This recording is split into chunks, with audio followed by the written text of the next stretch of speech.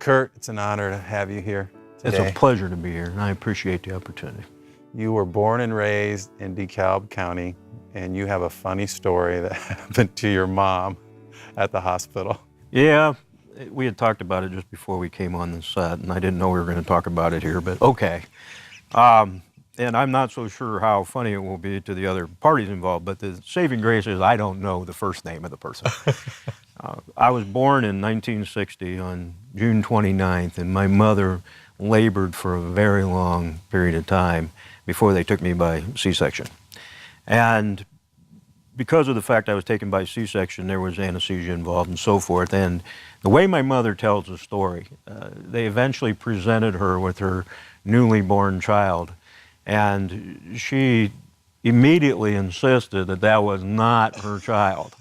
And the nurses were somewhat consoling to my mother because they were saying, Betty, you've just been, through a surgery and you're under anesthesia and everything. This is your baby. Take your baby and, hold your baby. And she's not my baby. And the problem was that this baby had red hair. And there wasn't any real red hair in my family, and my mother was insistent. And lo and behold, she was right. They had brought the immunizer boy to my mother. Or at least we think so. Uh-huh. What an awesome story. You grew up in a family filled with attorneys and quite a legal legacy.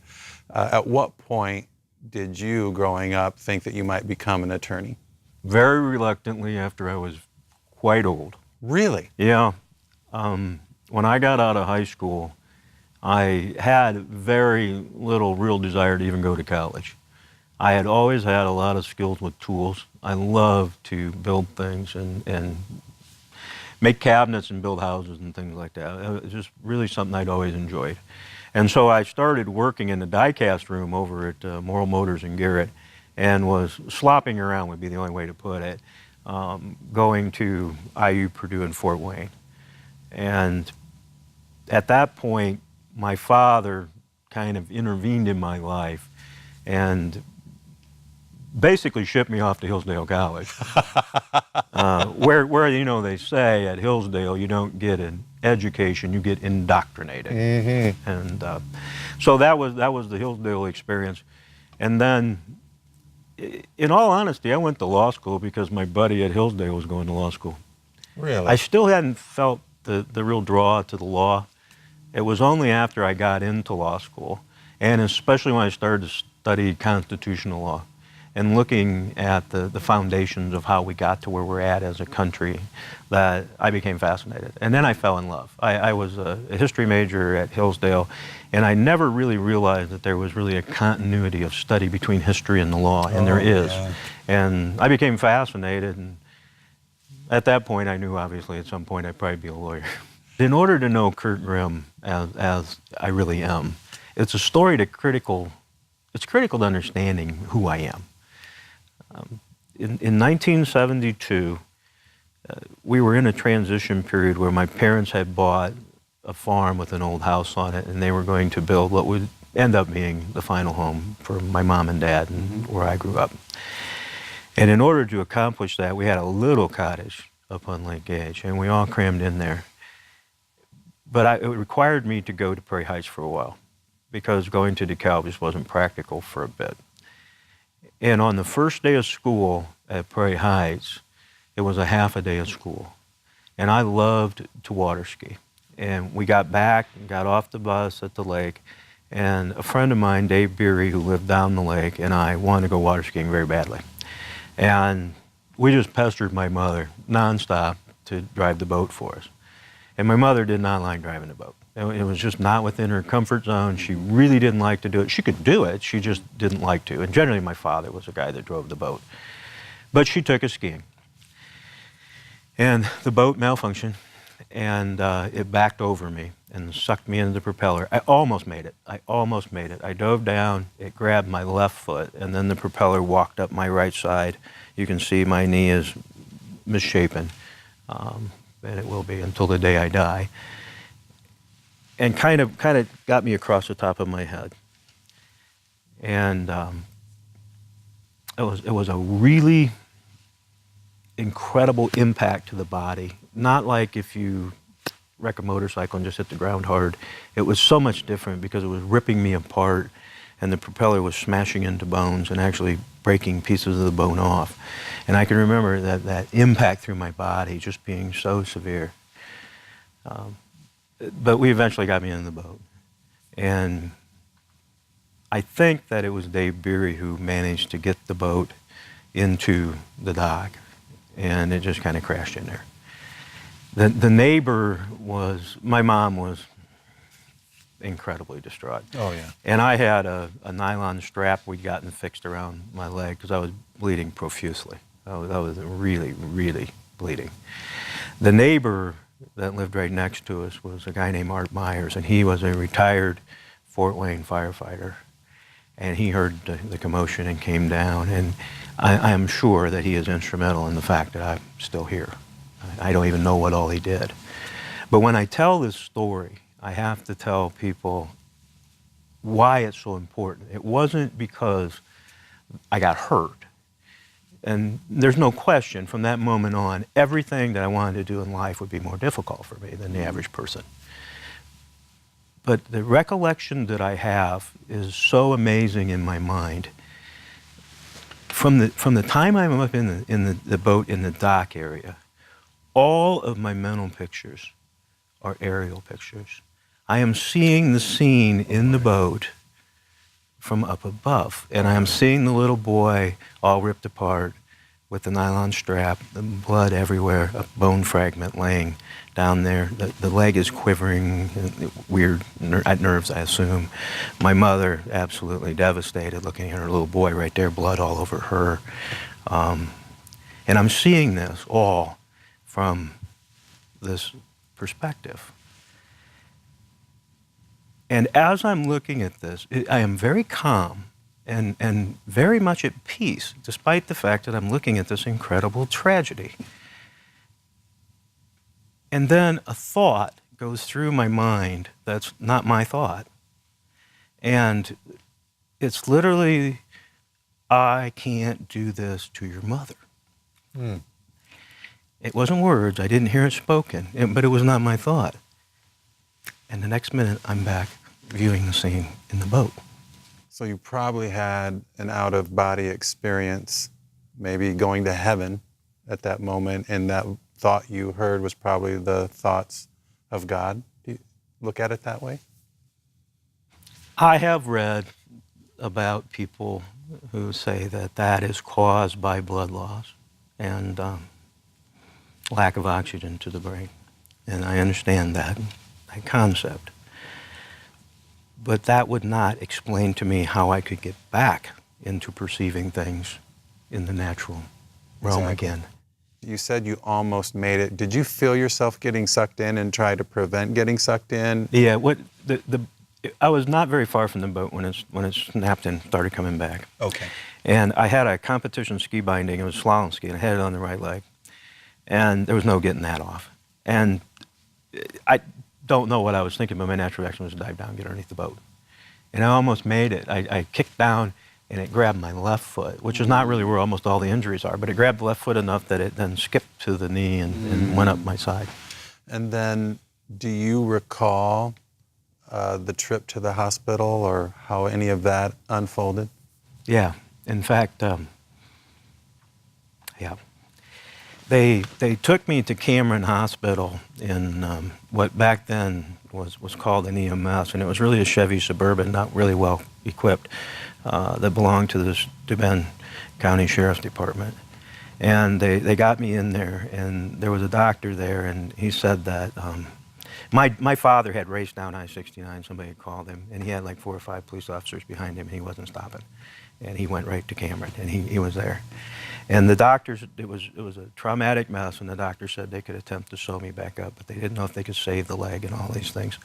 And my father was not much interested in that, and he requested that they stabilize me and try to get me to Fort Wayne.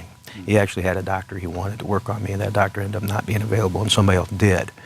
But they transported me by ambulance, and my father rode in the ambulance with me. And now he's an amazing man. And as we're driving down to Fort Wayne in the ambulance, I remember asking my dad, I said, Dad, am I going to die? And what he said to me was, son, I don't know. I hope not. He didn't lie to me. Mm-mm. He didn't tell me a story. Mm-hmm. That's what he said to me. I'll never forget it. Mm-hmm. And then I realized that very day that anything my father told me, I could trust. You could count on. That he wouldn't lie to me. If he wouldn't lie to me in that situation, which almost every parent I think would be tempted to do. Exactly. I knew I could trust what he told me forever and ever and ever after that. So did you have surgeries, and how did you find out, or how quickly did you discover what the problems that you'd have to deal with the rest of your life would be? Well, initially when I was in the hospital, they couldn't sew me up because my body had been infiltrated by that lake water, and it was a huge infection risk. And so they buried, almost like soaker hoses, in the cuts and lacerations, and then wrapped me and packed me, and ran a solution through there.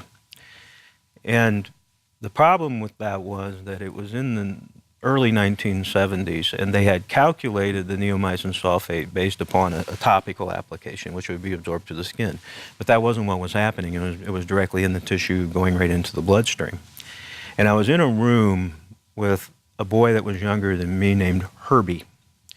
And Herbie had diabetes, and Herbie was a really nice kid. And Herbie was there to learn how to give himself shots, and he would practice on oranges. And so I'd be in bed, and Herbie would be over there practicing on his oranges, and we'd be talking back and forth. And this was right at the time that the tragedy happened in Germany during the Olympics. Yes. And one day, Kruse was a friend of mine, and he was there, I believe. Oh, really? And he has told me the stories about it. Yeah. It made an impact on me, even as a young boy. I mean, obviously, I fitted into the story because that's what I remember happening, and it was a big event. And that had been on TV, and we've been watching it. We didn't really know what was going on, I think, at that age, but we were watching it. And one day, the nurse came in, and Herbie said to her, I think something's wrong with Kurt. And I heard this secondhand afterwards. And so the nurse starts looking at the charts and stuff, and she realizes that I've been given way too much neomycin sulfate. Mm. And at this point, it has totally destroyed the nerves in my right ear and has begun to damage the nerves in my left ear. And so it left me with a vastly reduced amount of hearing.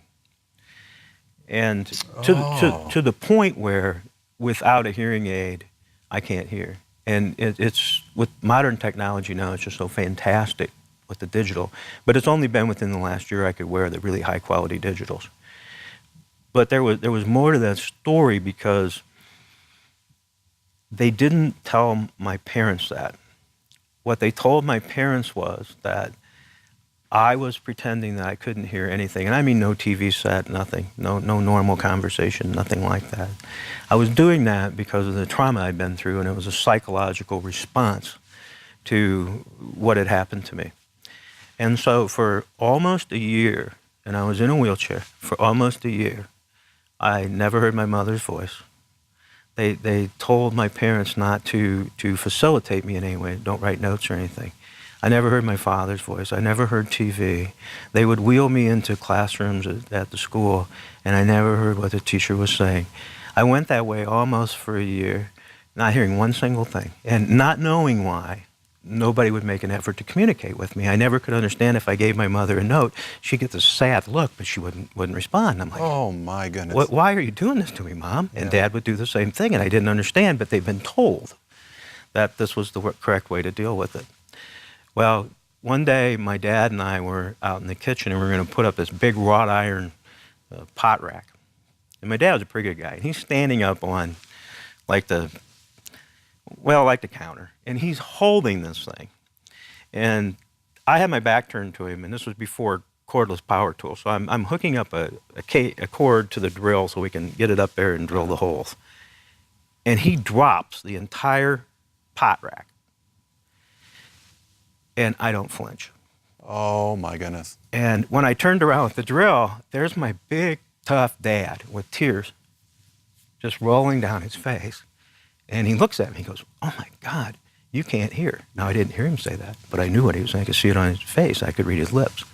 And so this is a year after the accident? Yeah. I went for a year not hearing anybody and basically being totally isolated. And it was within a day, my father had already made arrangements to get me to Mayo Clinic, where they found out that I had profound hearing problems. They fitted with me with a hearing aid, which, like I said, over the years have progressed quite well. And I have been so incredibly fortunate. My hearing has never degraded. You know, natural hearing loss is a general rule. Of persons, as they get older, their hearing will go down some. And it was always my fear that since I didn't have that much, that would continue to degrade. And yet, audio tests proved that I'm basically where I was at when I was 12. Well, I want to ask you how the accident shaped your life. I imagine, you know, in the growing up part of it as a teenager and having the hearing aid, maybe there was some challenges and maybe you weren't going to have the athletic career that you thought you would have. But looking back, how do you see everything that happened?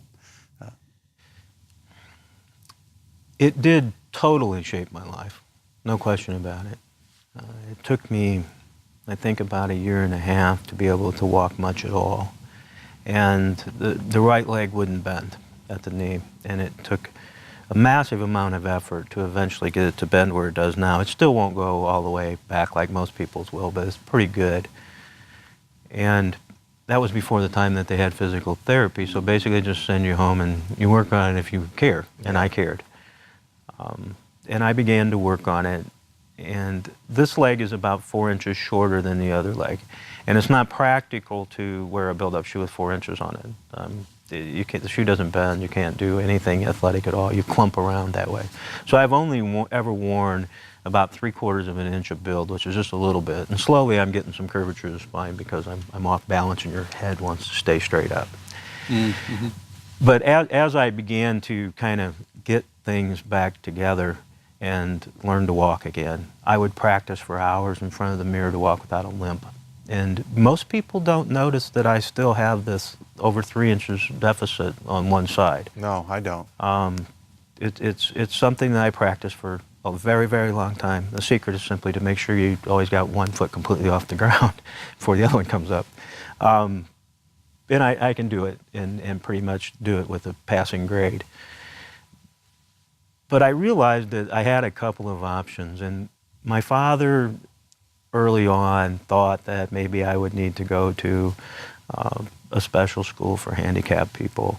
And I think he saw at that point that possibly he would be responsible for pretty much just taking care of me as a child in his home, because I was so messed up both with the hearing and the leg and all of those things. But that really wasn't how I wanted to live my life.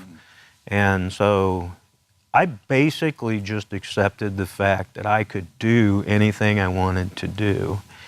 It would simply be more difficult for me. Very few people know much about me. For instance, I would say nobody probably other than a few people know that I was on the 2006 international team to climb K2, the second highest mountain in the world, in Pakistan.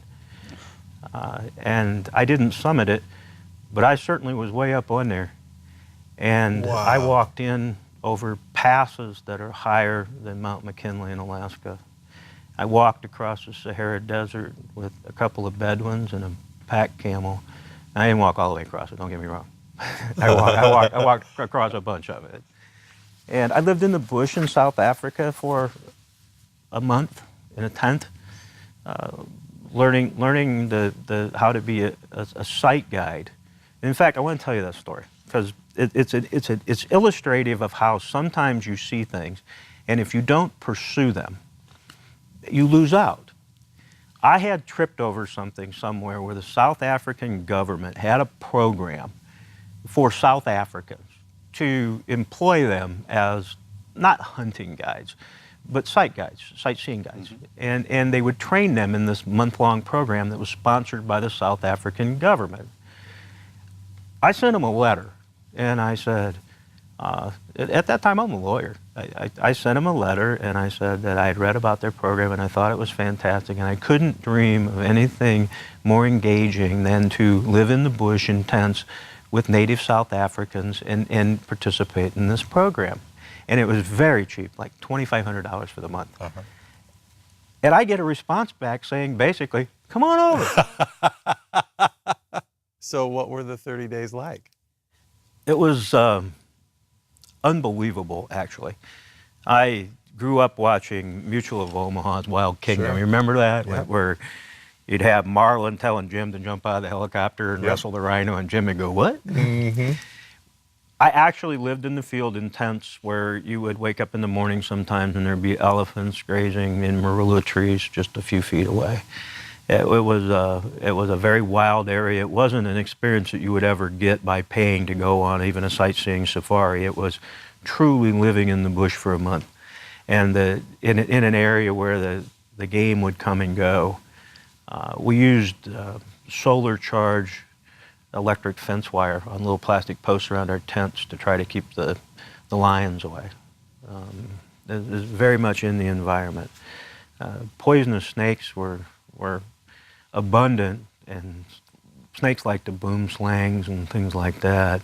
You had to be very careful. You know, it was interesting to me to be in an environment that we're not used to here in DeKalb County, Indiana. And being in an environment where a significant amount of the wildlife can just take you out. And I think probably the neatest thing about it was that I thought back to the fact that at least a lot of people believe, that was the cradle of mankind. Mm. And so mankind started in an environment that would have been incredibly hostile. Mm. And the survival of mankind is kind of interesting. Mm-hmm. But the overall experience was fantastic. I liked the South Africans. I loved the country. It didn't look like what I thought it would look like. We lived on Meduli tribal lands outside of Kruger Park. It reminded me more of Wyoming than it did like the jungle. Yeah. It was gorgeous. What an experience. What a life. It's been a good life. The accident did not deter you from accomplishing great physical feats. I think it's the other way around. I think that I would not have had the humility, and I don't think I would have had the drive, and I don't think that I would have had the understanding that I have had that accident not happened. Even though I am a very mortal man, and I sin, and I do it way more than I want to. I have never one time since that accident have had anything that you could even come close to calling a crisis of faith. My faith is so incredibly bonded to me that I don't believe it could ever be removed from who I am. No matter what happened, how horrible things could happen in my life, I just simply do not see myself ever moving away from my faith. What's been your journey in your relationship with Christ? A path of consistency. My mother was a good church-going woman, and I went to church as a very young boy. I was baptized when I was about 10 at the First Christian Church in Indiana there. In Auburn? Which is that's where we went when I was a boy. It was Reverend Kendall even, I believe. I think I even remember his name. Had to go through classes before I could get baptized. And then I attended the Lake Gage Congregational Church up there. Pastor Steve Altman, who is probably one of the people I love more than anybody on the face of the earth. And I'm a gadfly when it comes to churches. I keep my membership at Lake Gage Congregational Church. That is my tithing church. But I have been going actually to the Antiochian Eastern Orthodox Church down in Fort Wayne.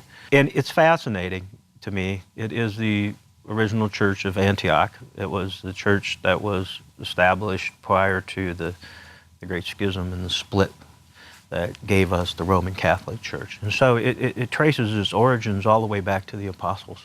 Mm. And they have a consistency of tradition in that church that is really amazing. And for a person that goes to something like the Congregational Church, where they taught all of us young men to lead the church. That's a foundational principle of the Congregationalists, that every young man in the church body should be trained to lead the church. Amen. And so I grew up that way. Mm-hmm. In a little congregation that was so informal that, you could do things right in the middle of the sermon and nobody would care, or they'd stop and ask Betty Lou, if she needed to go check her pie. Things would happen. Very, very informal. And yet the Orthodox Church is the polar opposite of that. The polar opposite of that. And I had reached a point about a year ago where